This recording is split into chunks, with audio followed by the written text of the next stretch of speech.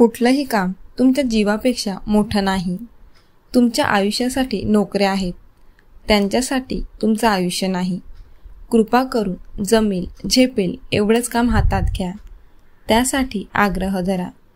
प्रतिष्ठा, पोस्ट, वाढत्या पगाराच्या नादाने किंवा वरिष्ठांची मर्जी संपादन करण्याच्या हव्यासाने न झेपणाऱ्या जबाबदाऱ्या अंगावर घेऊ नका.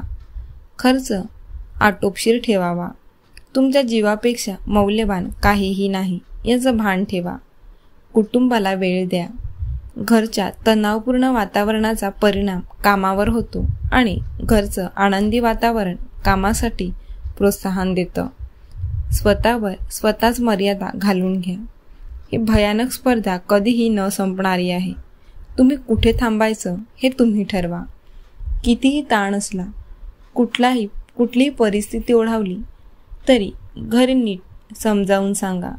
तुमच्या जीवापेक्षा त्यांनाही अधिक काही नाही याबद्दल खात्री बाळगा.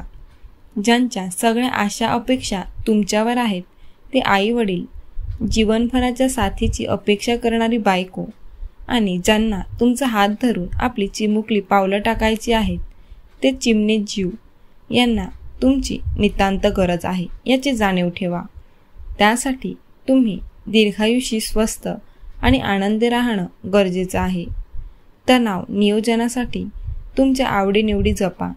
स्वतःसाठी थोडा तरी वेळ काढा.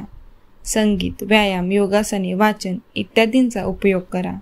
हे सगळं सगळ्यांनाच माहिती असतं, तरीही आपण धावतो. ऊर फुटेस्तोवर आणि एक दिवस हातात काहीच उरत नाही.